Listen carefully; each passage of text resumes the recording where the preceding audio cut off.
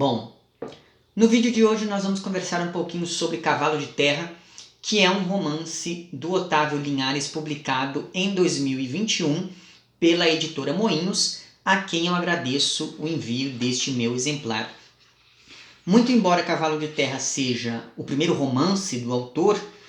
este na verdade já é o quarto livro publicado pelo Otávio Linhares, que antes disso publicou em 2013 uma novela intitulada Pancrácio, e depois, em 2015 e em 2017, o autor publicou 2 livros de contos,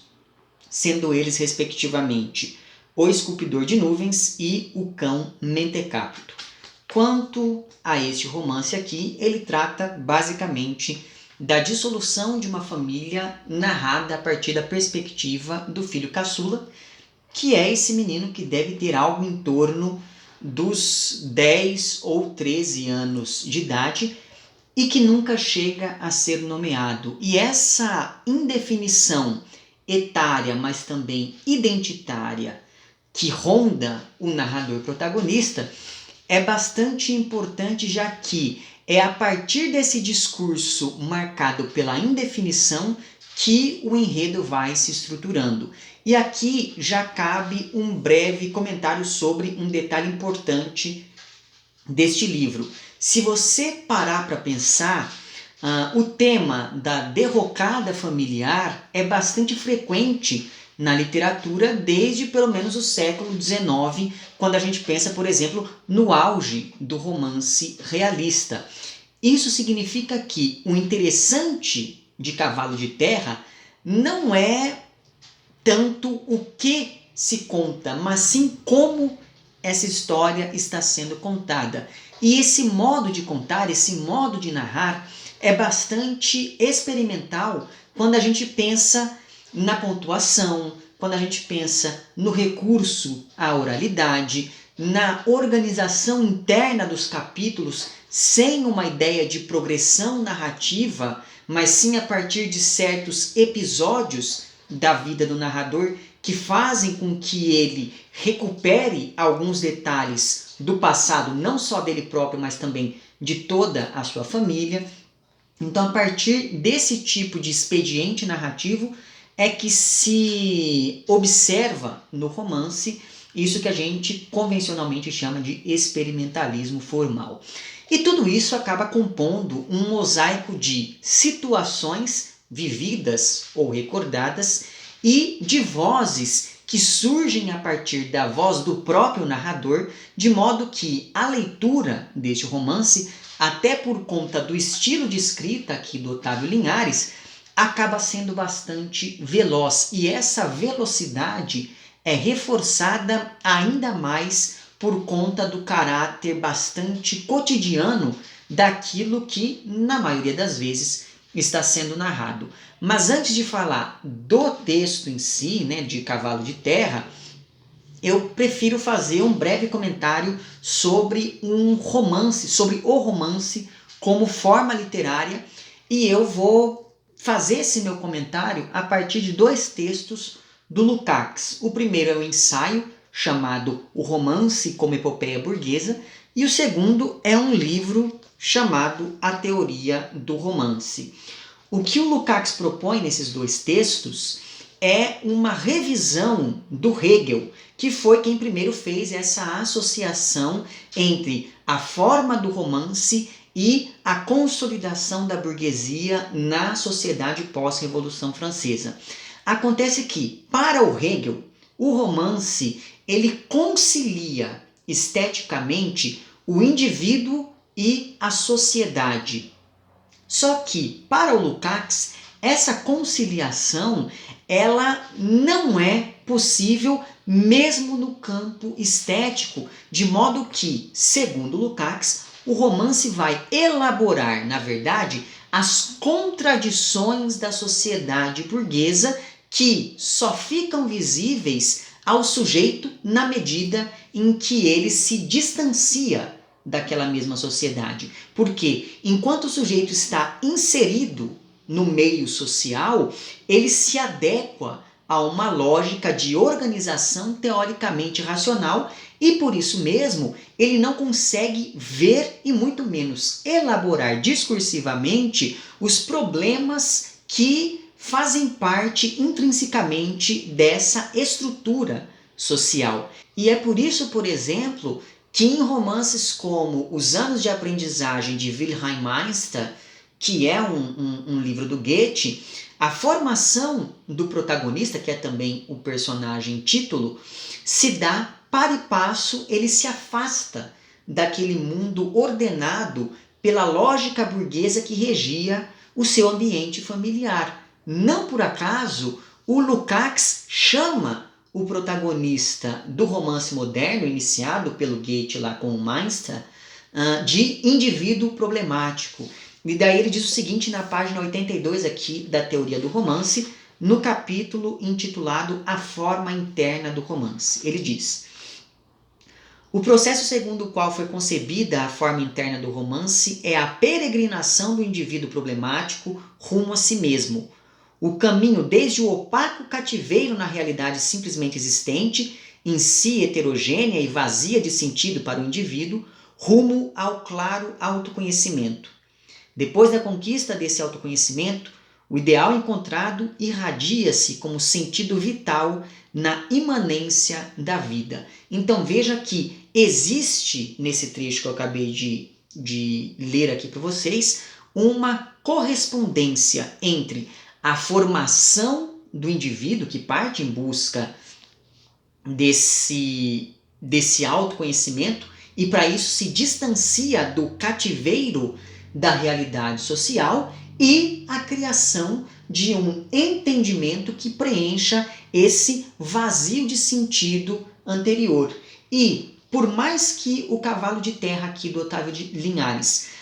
não seja um romance de formação propriamente dito, ou pelo menos ele está muito distante daquilo que tradicionalmente a gente reconheceria como sendo um romance de formação,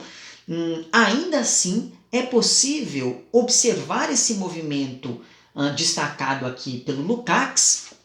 no romance, já que, por exemplo, logo no primeiro capítulo do livro, o narrador protagonista ele tenta entender uma fotografia de família. Então veja, nesse primeiro momento ele está diante desse vazio de sentido, dessa imagem que captura, que torna a realidade algo cativo, pensando naquela ideia do cativeiro, como proposto aqui pelo Lukács. E o último capítulo aqui do romance do Otávio Linhares descreve uma cena que faz com que o narrador finalmente dê sentidos diferentes àquela mesma fotografia do início. Então veja, se no início do romance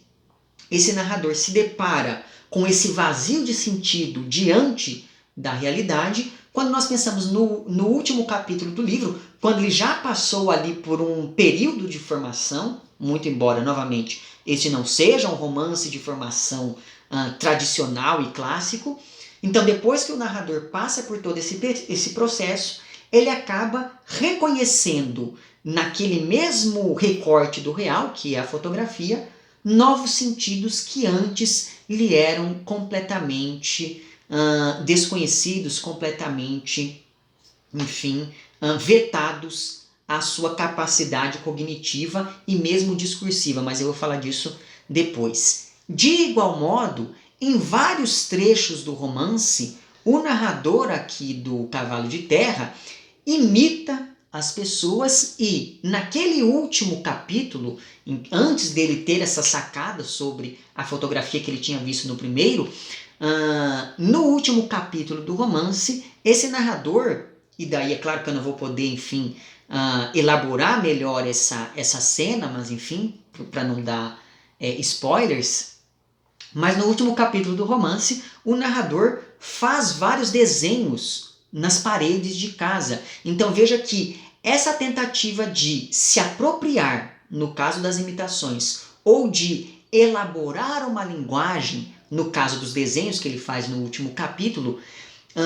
acaba sendo um indício dessa busca por um sentido que preencha o vazio desse cativeiro que é a realidade. E no caso dos desenhos,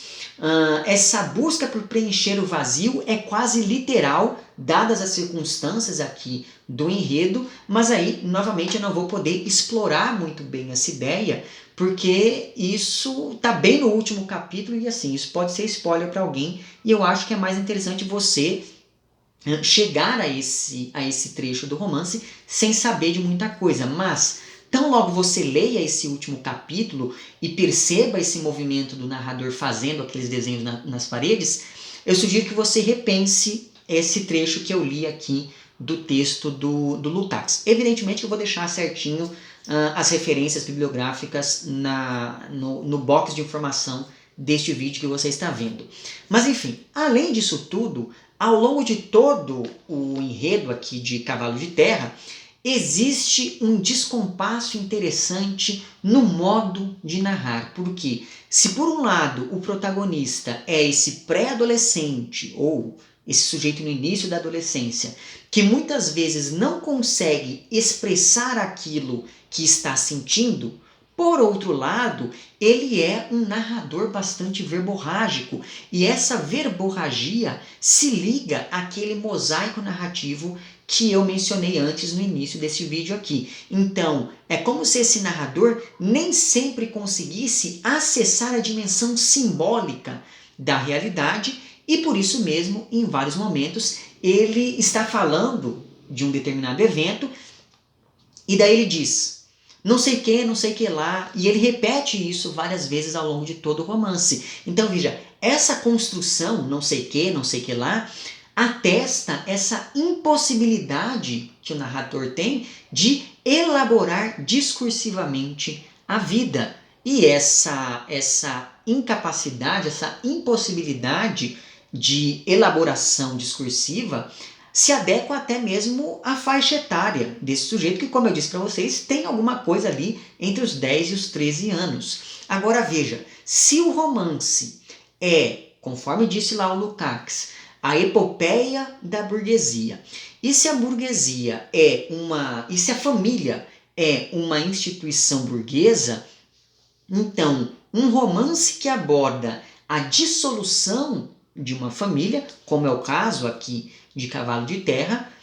vai ser, na maioria das vezes, como é o caso aqui, um romance fragmentado, para mostrar esses destroços, para mostrar essas ruínas familiares. E uma vez que a família e o romance se fragmentam, se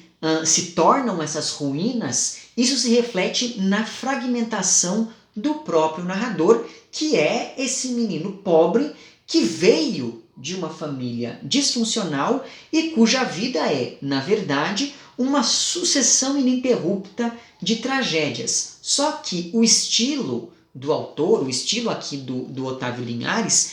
é tão interessante que, mesmo em meio a essas tragédias, ainda existe espaço para o humor. Só que veja, esse humor ele não está deslocado e ele nem aparece aqui como uma espécie de alívio cômico. Na verdade, o humor aqui do Cavalo de Terra,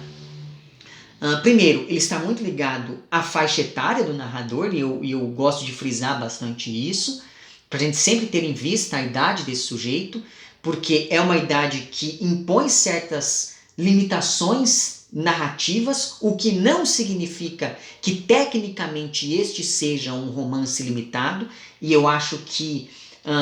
trabalhar com essa dualidade foi algo muito interessante por parte, o modo como o autor trabalhou essa dualidade foi muito interessante aqui no romance.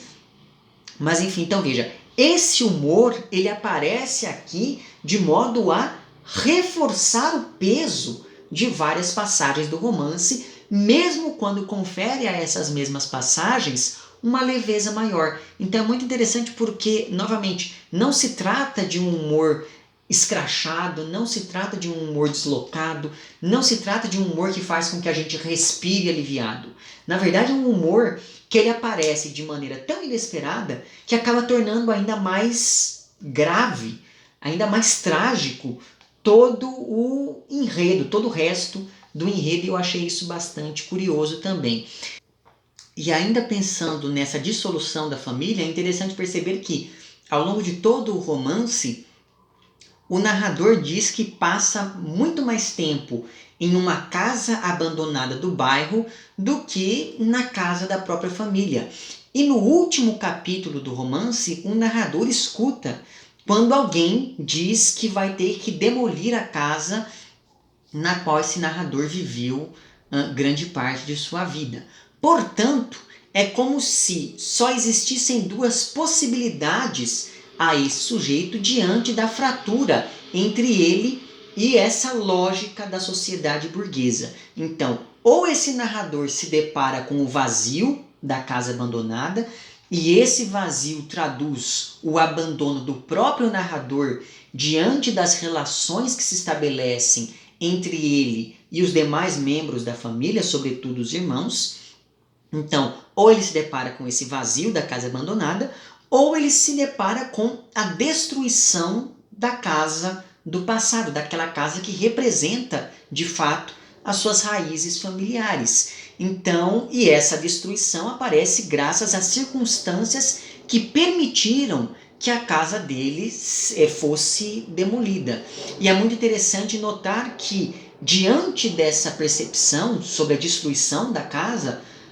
o narrador ele acaba optando pela fuga, né? Então, a última cena do romance descreve exatamente essa fuga do narrador, mas aí, novamente, não vou entrar em muitos detalhes aqui. E não se preocupem, porque eu acho que isso que eu estou falando nem chega a ser propriamente um spoiler, porque eu não estou aprofundando muito essa minha descrição do último capítulo. Mas, enfim, o narrador, como eu disse antes, ou como eu acho que eu disse antes, é o caçula de 3 irmãos, sendo que um desses irmãos era conhecido no bairro por fazer ali pequenos furtos e por estar envolvido com o tráfico, ou por estar cada vez se envolvendo mais com o tráfico. E isso já nos permite perceber que esse ambiente social do narrador não é propriamente um ambiente da alta sociedade, digamos assim, no sentido de que ele pertence a uma camada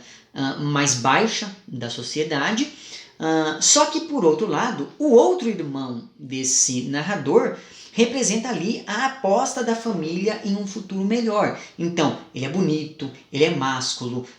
ele é estudioso, ele vai fazer medicina, etc, etc, etc. E esse pano de fundo, por outro lado, nos permite ver que a situação familiar aqui do narrador também não é tão paupérrima assim. Então, ele pertence ali a uma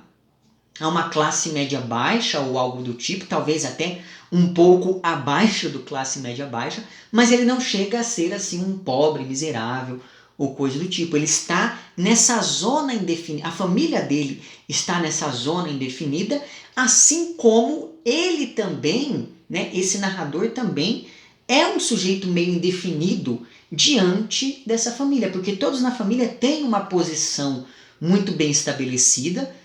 principalmente quando a gente pensa nesses irmãos. Um representa ali o estudioso e o outro irmão é o sujeito que se envolve com o crime, etc e tal.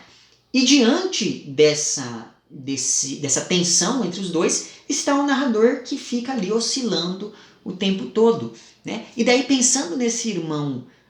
que representa as esperanças da família, né? Esse irmão que é másculo, que é bonito, ele destoa tanto do resto da família que todo mundo pensa que, na verdade, todo mundo desconfia que, na verdade, esse irmão é fruto de um caso que a mãe teve com um outro homem. E aí, para você saber se isso se confirma ou não, você vai ter que ler o romance. Então, veja que essas contradições sociais, elas surgem mesmo no seio da própria família. E como nós estamos falando de um narrador jovem, ele acaba elaborando essas contradições de maneira descontínua, e aí é que vem toda a fragmentação, toda essa estrutura bastante curiosa e experimental que o romance assume. Quanto à mãe desses meninos, ela tem um papel quase coadjuvante na família, e isso piora ainda mais depois de uma tragédia que faz com que ela se torne ainda mais distante do narrador. E quanto ao pai, Ele é um homem que visivelmente tentou de tudo para ser bem sucedido na vida, só que ele nunca conseguiu sair do lugar. E isso eu acho bastante trágico também, pensar no que acontece com esse pai. Além disso, ele é alcoólatra e ele vai se entregando cada vez mais ao vício, principalmente por conta daquela tragédia que abalou bastante a mãe aqui dessa família. E curiosamente, o narrador, ele parece, por mais que, enfim, ele fale da mãe, do pai, e principalmente do pai, ele fala com mais insistência, ainda assim, esse narrador parece dar mais destaque aos avós do que aos pais. Seja, por exemplo, ao recuperar as memórias da infância do pai, conforme ele lembra que o pai e os seus 6 irmãos receberam nomes bíblicos porque a mãe deles tinha o costume de ligar o rádio em uma estação neopentecostal quando a bolsa estourava, e aí o primeiro nome bíblico que o pastor dizia era o nome com o qual ela batizava os filhos,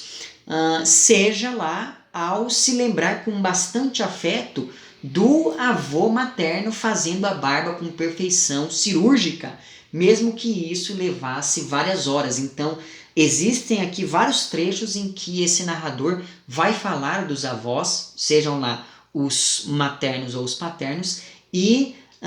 os momentos de maior afeto do livro geralmente giram em torno dessas figuras mais velhas e não propriamente dos pais desse narrador.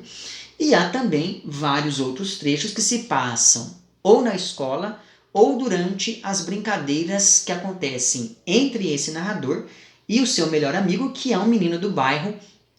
conhecido como Zoinho. Mas o fato é que em um desses capítulos que se passam ali na escola,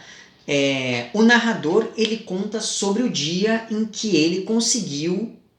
de uma maneira ali que eu não vou dizer como ele conseguiu um caderno vermelho. E a partir disso, a partir do momento que ele entra em contato com esse caderno, o narrador passa a exercitar cada vez mais a escrita e principalmente a imitação, porque nesse caderno vermelho há uma série de números escritos em algumas folhas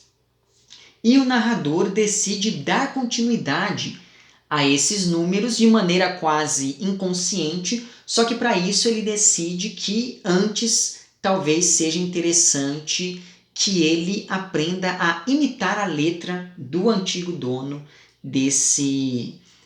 caderno. Mas veja bem, não é por estar fazendo esses exercícios de escrita que o narrador passa, e esses exercícios de imitação principalmente, que o narrador passe a refletir sobre o ato de escrita em si. Como eu disse antes, até por conta da idade, o narrador ele não consegue muitas vezes elaborar aquilo que ele sente, né? E é nessa não elaboração que está a necessidade de narrar de um jeito tão caótico como é o caso aqui em vários momentos desse romance. Então veja, é um romance que ele tem um estilo bastante ágil e isso ajuda, mas não só isso, por conta do experimentalismo, por conta do tamanho dos capítulos e por conta da narrativa em si, do enredo, das reviravoltas que acontecem, e a cada nova reviravolta é uma nova tragédia que se abate sobre a vida dessa família, sobre esse narrador.